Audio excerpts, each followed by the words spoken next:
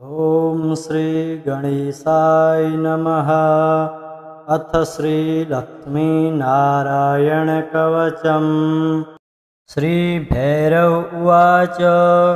अधुना देवि वक्ष्यामि लक्ष्मीनारायणस्य ते कवचं मन्त्रगर्भं च वज्रपञ्जरकाख्यया। श्रीवज्रपञ्जरं नाम कवचं परमाद्भुतं रहस्यं सर्वदेवानां साधकानां विशेषतः यं धृत्वा भगवान् देवः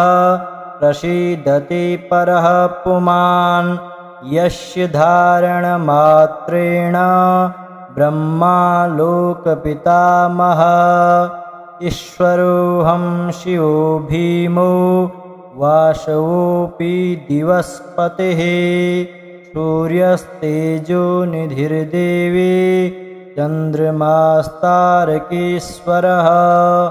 वायुश्च बलवान् लोके वरुणो यादशाम्पतिः कुबेरोऽपि धनाध्यक्षो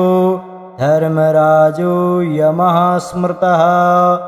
यं धृत्वा सहसा विष्णुः संहरिष्यति दानवान् जघान रावणादिश्च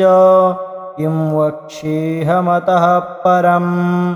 कवचस्यास्य सुभगे कथितो अयं मुनिः शिवः त्रिष्टुप्छन्दो देवता च लक्ष्मीनारायणो मतः रमा बीजं पराशक्तिस्तारं कीलकमीश्वरी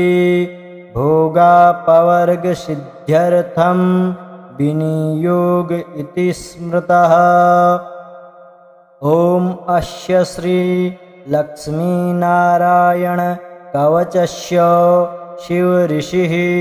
त्रिष्टुप्छन्दः श्रीलक्ष्मीनारायणदेवता श्रीं बीजं ह्रीं शक्तिः ॐ कीलकं भोगापवर्गसिद्ध्यर्थे पाठे विनियोगः। अथ ध्यानं पूर्णेन्दुवदनं पीतवसनं कमलासनं लक्ष्म्याश्रितं चतुर्बाहुं लक्ष्मीनारायणं भजे। अथ कवचम् ॐ वासुदेवोऽवतु मे मस्तकं सशिरोरुहं ह्रीं ललाटं सदा पातु लक्ष्मी विष्णु समन्ततः असौ नेत्रेवता लक्ष्मी गोविन्दो जगतां पतिः ह्रीं नासां सर्वदा पातु लक्ष्मी दामोदरः प्रभुः श्रीं मुखं सततं पातु देवो लक्ष्मी त्रिविक्रमः लक्ष्मीकण्ठं सदा पातु देवो लक्ष्मी जनार्दनः नारायणाय बाहु मे पातु लक्ष्मी गदाग्रजः नमः पार्श्वौ सदा पातु लक्ष्मी नन्दैकनन्दनः आं ईं ईं पातु वक्षो ॐ लक्ष्मी त्रिपुरेश्वरः ॐ ह्रीं ह्रीं पातु कुक्षिं ह्रीं लक्ष्मी गरुडध्वजः ल्रीं ल्रीं ऐं ऐं पातु पृष्ठं हसौ लक्ष्मी नृसिंहकः ॐ अं अः पातु नाभिं ह्रीं लक्ष्मी विष्टरस्रवः कं खं गं घं गुदं पातु श्रीं लक्ष्मी केटभान्तकः चं छं जं झं पातु सुसनं लक्ष्मी लक्ष्मीश्वरः प्रभुः टं ठं डं ढं कटिं पातु नारायणाय नायकः तं थं दं धं पातु चोरु नमो लक्ष्मी जगत्पतिः पं फं बं भं पातु जानू ॐ ह्रीं लक्ष्मी चतुर्भुजः यं रं लं वं पातु जङ्घे असौ लक्ष्मी गदाधरः सं सं सं हं पातु गुल्फौ श्रीं ह्रीं लक्ष्मी रथाङ्गभृत् लं छः पातौ सदा पातु मूलं लक्ष्मी सहस्रपात् डं यं णं नं मं मे पातु लक्ष्मी सकलं वपुः इन्द्रो मां पूर्वतः पातु वह्निर्वह्नौ सदावतु यमो मां दक्षिणे पातु नैऋत्यां नृतिश्च मां वरुणः पश्चिमेऽभ्यान्मा वायव्येवतु मां मरुत् उत्तरे धनदः पायाद् ईशान्यामीश्वरोऽवतु वज्रशक्तिदण्डखड्ग पाशयष्टिध्वजाङ्किताः कशूलाः सर्वदा पान्तु दिगीषाः परमार्थदाः अनन्तः पात्वघो नित्य ऊर्ध्वे ब्रह्मावताच्च मां दशदिक्षु सदा पातु लक्ष्मीनारायणः प्रभु प्रभाते पातु मां विष्णुर्मध्याह्ने वासुदेवकः दामोदरोऽवतात् सायं निषादौ नरसिंहकः शङ्कर्षणोऽर्धरात्रिभ्यात् प्रभातेभ्यात् त्रिविक्रमः अनिरुद्धः सर्वकालं विश्वसेनश्च सर्वतः रणे राजकुले द्यूते विवादे शत्रुसङ्कटे ॐ ह्रीं असौ ह्रीं श्रीं मूलं लक्ष्मीनारायणोऽवतु ॐ ॐ ॐ रणराजचौरि रिपुतः पायाच्च मां केशवः ह्रीं ह्रीं ह्रीं हसौ हसौ हसौ वह्निर्वतान्माधवः ह्रीं ह्रीं ह्रीं जलपर्वताग्निभयतः पायादनन्तो विभुः श्रीं श्रीं श्रीं साललं प्रतिदिनं लक्ष्मीधवः पातु माम् इतीदं कवचं दिव्यं वज्रपञ्जरकाभिधं लक्ष्मीनारायणश्रेष्ठं चतुर्वर्गफलप्रदं सर्वसौभाग्यनिलयं सर्वसारस्वतप्रदं लक्ष्मीसंवननं तत्त्वं परमार्थरसायनं मन्त्रगर्भं जगत्सारं रहस्यं त्रिदिवौकशां 10 वारं पठेद्रात्रौ रतान्ते वैष्णवोत्तमः स्वप्ने वरप्रदं पश्ये लक्ष्मीनारायणं सुधिः त्रिशध्यं यः पठेन्नित्यं कवचं मन्मुखोदितं स्वयाति परमं धाम वैष्णवं वैष्णवेश्वरः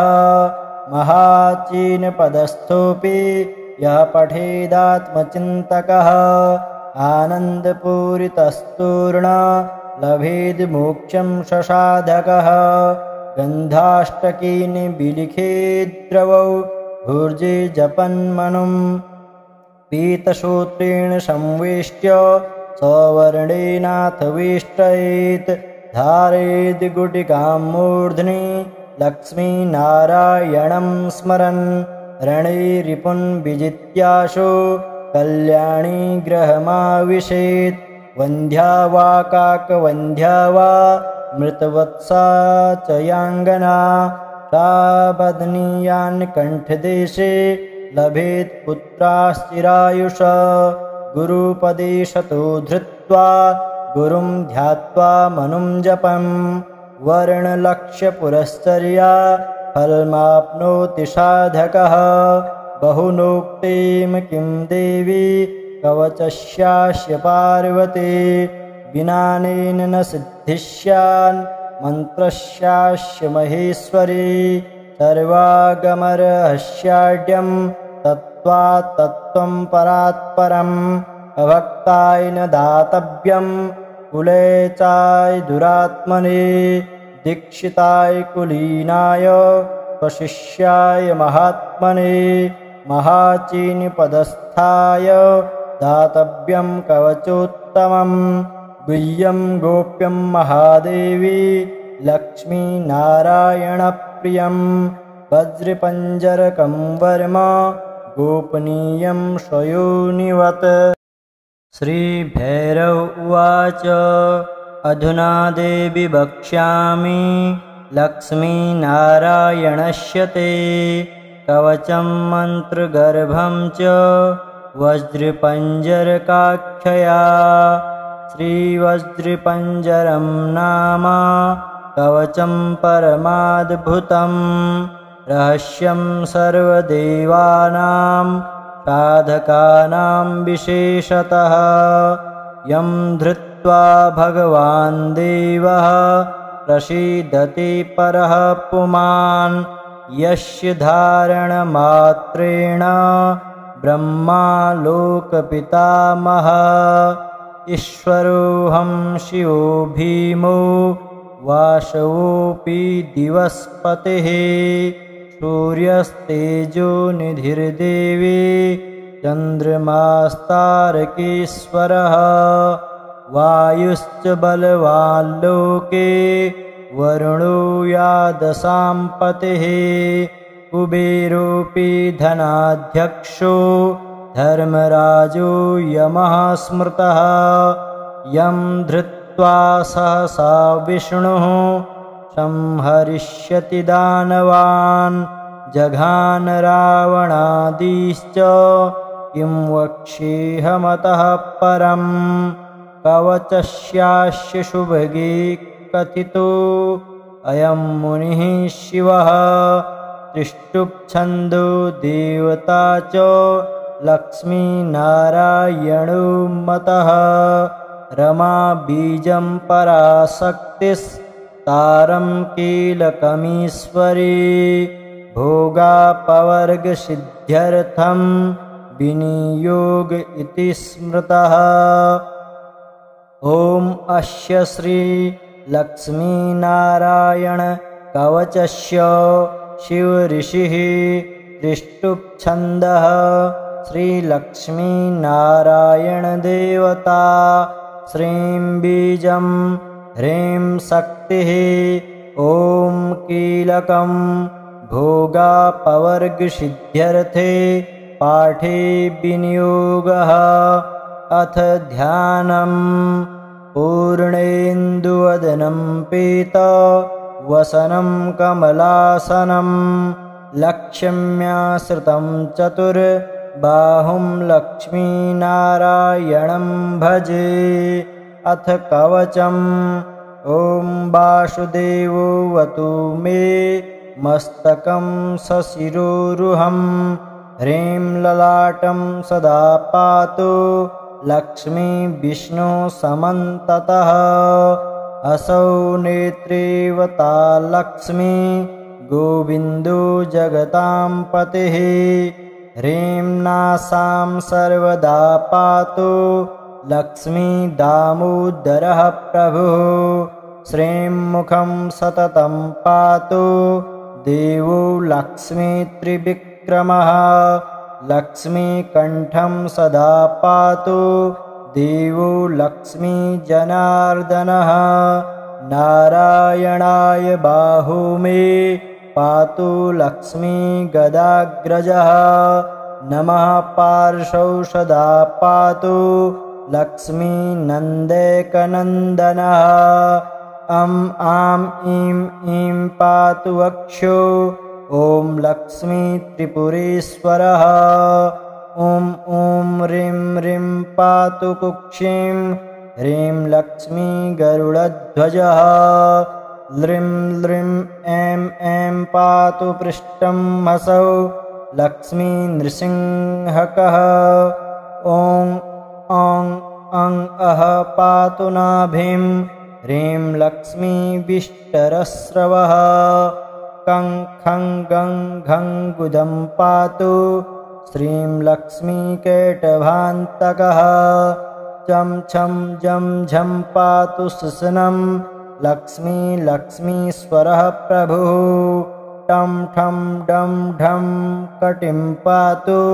नारायणाय नायकः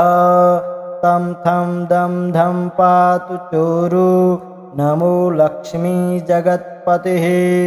पं फं बं भं पातु जानु ॐ ह्रीं लक्ष्मी चतुर्भुजः यं रं लं वं पातु जङ्घे असौ लक्ष्मी गदाधरः सं सं सं हं पातु गुल्फौ श्रीं ह्रीं लक्ष्मी रथाङ्गभृत् लं छः पातौ सदा पातु मूलं लक्ष्मी सहस्रपात् डं यं णं नं मं मे पातु लक्ष्मी सकलं वपुः इन्द्रो मां पूर्वतः पातु वह्निर्वह्नौ सदावतु यमो मां दक्षिणे पातु नैऋत्यां नृतिश्च मां वरुणः पश्चिमेऽभ्यान्मा वायव्येवतु मां मरुत् उत्तरे धनदः पायाद् ऐशान्यामी स्वरुवतु वज्रशक्तिदण्डखड्ग पाशयष्टिध्वजाङ्किताः कशूलाः सर्वदा पान्तु दिगीषाः परमार्थदाः अनन्तः पात्वघो नित्य ऊर्ध्वे ब्रह्मावताच्च मां दशदिक्षु सदा पातु लक्ष्मीनारायणः प्रभु प्रभाते पातु मां विष्णुर्मध्याह्ने वासुदेवकः दामोदरोऽवतात्सायं निषादौ नरसिंहकः शङ्कर्षणोऽर्धरात्रिभ्यात् प्रभातेभ्यात् त्रिविक्रमः अनिरुद्धः सर्वकालं विश्वसेनश्च सर्वतः रणे राजकुले द्यूते विवादे शत्रुसङ्कटे ॐ ह्रीं असौ ह्रीं श्रीं मूलं लक्ष्मीनारायणोऽवतु ॐ ॐ ॐ रणराजचौरि रिपुतः पायाच्च मां केशवः ह्रीं ह्रीं ह्रीं हसौ हसौ हसौ वह्निर्वतान्माधवः ह्रीं ह्रीं ह्रीं जलपर्वताग्निभयतः पायादनन्तो विभुः श्रीं श्रीं श्रीं साललं प्रतिदिनं लक्ष्मीधवः पातु माम् इतीदं कवचं दिव्यं वज्रपञ्जरकाभिधं लक्ष्मीनारायणश्रेष्ठं चतुर्वर्गफलप्रदं सर्वसौभाग्यनिलयं सर्वसारस्वतप्रदं लक्ष्मीसंवननं तत्त्वं परमार्थरसायनं मन्त्रगर्भं जगत्सारं रहस्यं त्रिदिवौकशां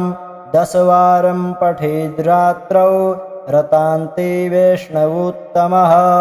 स्वप्ने वरप्रदं पश्ये लक्ष्मीनारायणं सुधिः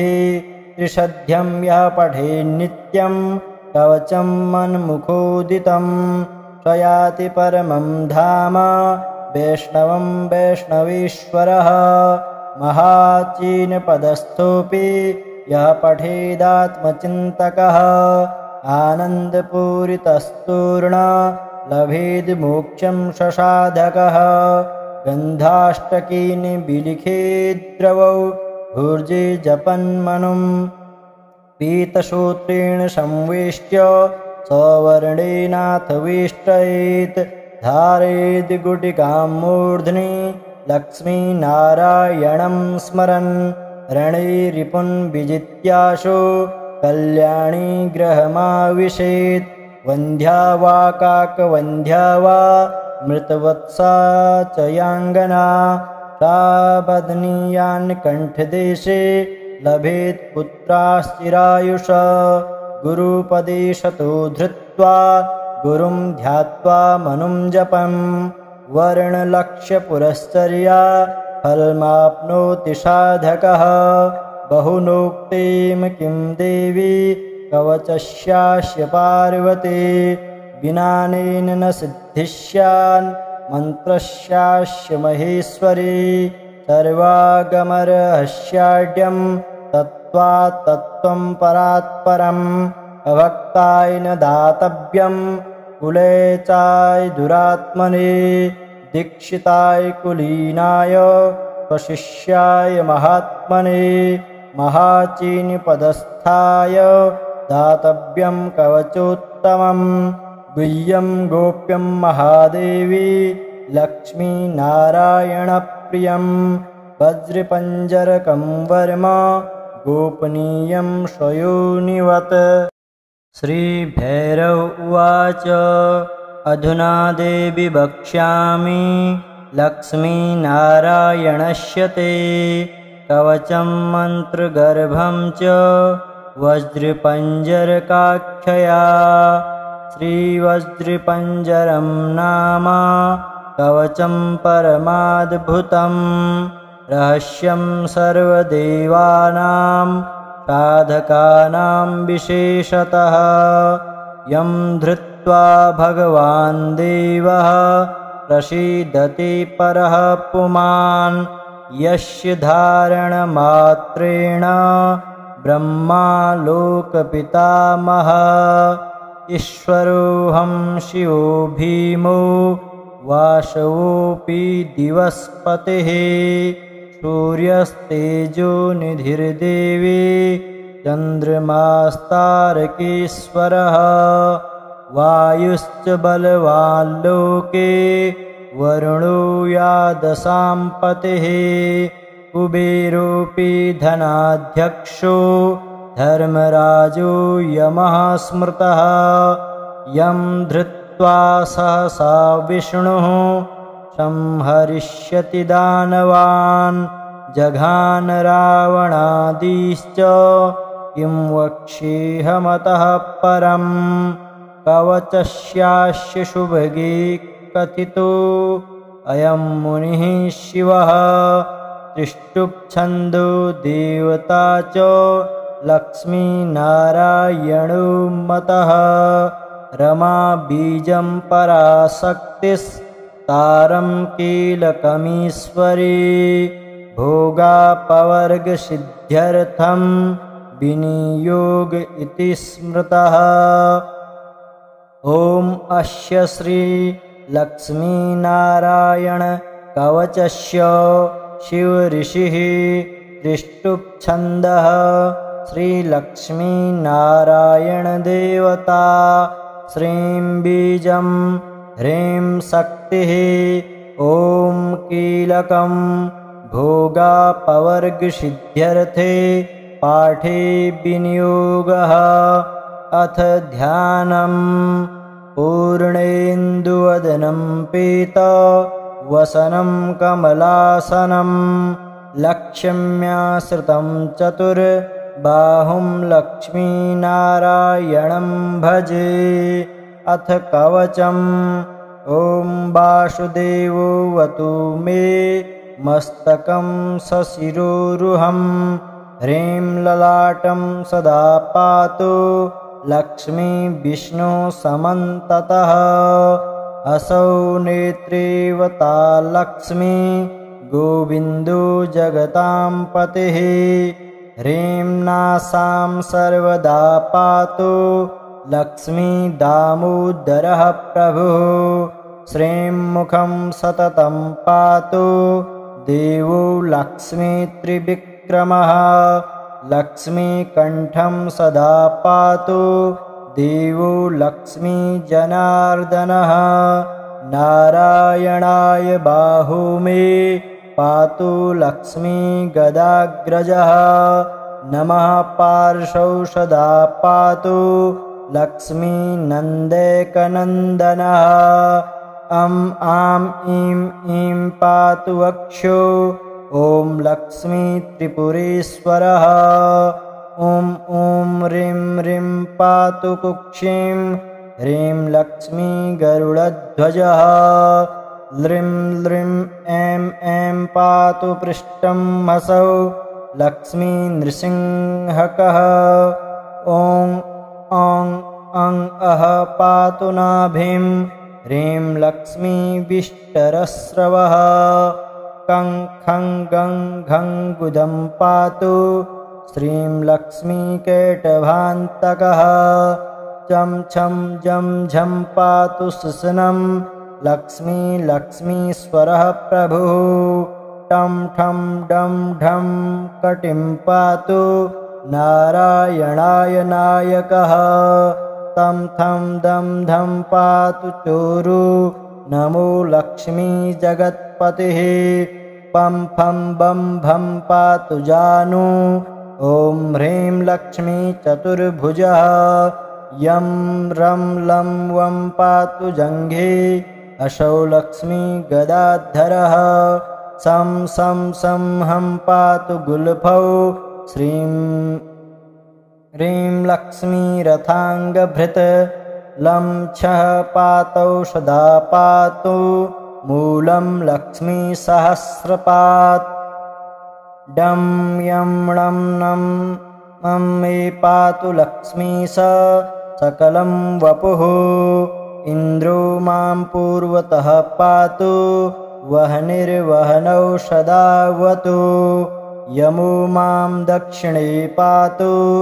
नैऋत्यां नृतिश्च मां वरुणः पश्चिमेऽभ्यान्मा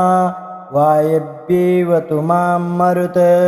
उत्तरे धनदः पायाद् ईशान्यामीश्वरोऽवतु वज्रशक्तिदण्डखड्ग पाशयष्टिध्वजाङ्किताः कशूलाः सर्वदा पान्तु दिगीषाः परमार्थदाः अनन्तः पात्वघो नित्य ऊर्ध्वे ब्रह्मावताच्च मां दशदिक्षु सदा पातु लक्ष्मीनारायणः प्रभु प्रभाते पातु मां विष्णुर्मध्याह्ने वासुदेवकः दामोदरोऽवतात्सायं निषादौ नरसिंहकः शङ्कर्षणोऽर्धरात्रिभ्यात् प्रभातेभ्यात् त्रिविक्रमः अनिरुद्धः सर्वकालं विश्वसेनश्च सर्वतः रणे राजकुले द्यूते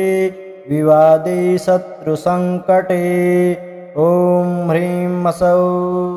ह्रीं श्रीं मूलं लक्ष्मीनारायणोऽवतु ॐ रणराजचौरि रिपुतः पायाच्च मां केशवः ह्रीं ह्रीं हसौ हसौ वह्निर्वतान्माधवः ह्रीं ह्रीं जलपर्वताग्निभयतः पायादनन्तो विभुः श्रीं श्रीं साललं प्रतिदिनं लक्ष्मीधवः पातु माम् इतीदं कवचं दिव्यं वज्रपञ्जरकाभिधं लक्ष्मीनारायणश्रेष्ठं चतुर्वर्गफलप्रदं सर्वसौभाग्यनिलयं सर्वसारस्वतप्रदं लक्ष्मीसंवननं तत्त्वं परमार्थरसायनं मन्त्रगर्भं जगत्सारं रहस्यं त्रिदिवौकशां 10 वारं पठेद्रात्रौ रतान्ते वैष्णवोत्तमः स्वप्ने वरप्रदं पश्ये लक्ष्मीनारायणं सुधिः त्रिशध्यं यः पठेन्नित्यं कवचं मन्मुखोदितं स्वयाति परमं धाम वैष्णवं वैष्णवेश्वरः महाचीनपदस्थोऽपि यः पठेदात्मचिन्तकः आनन्दपूरितस्तूर्ण लभेद्मोक्षं ससाधकः गन्धाष्टकीनि विलिखेद्द्रवौ भूर्जे जपन्मनुं पीतसूत्रेण संवेष्ट्य सवर्णेनाथ वेष्टयेत् धारयेद् गुटिकां मूर्ध्नि लक्ष्मीनारायणं स्मरन् रणे रिपुन् विजित्याशु कल्याणी गृहमाविशेत् वन्ध्या वा काकवन्ध्या वा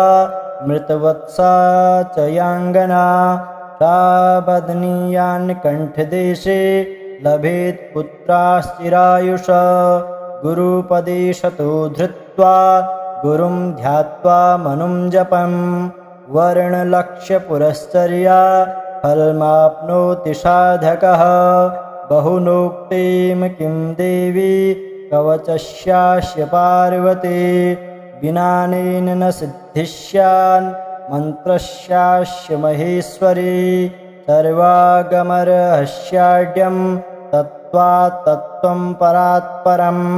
अभक्ताय न दातव्यं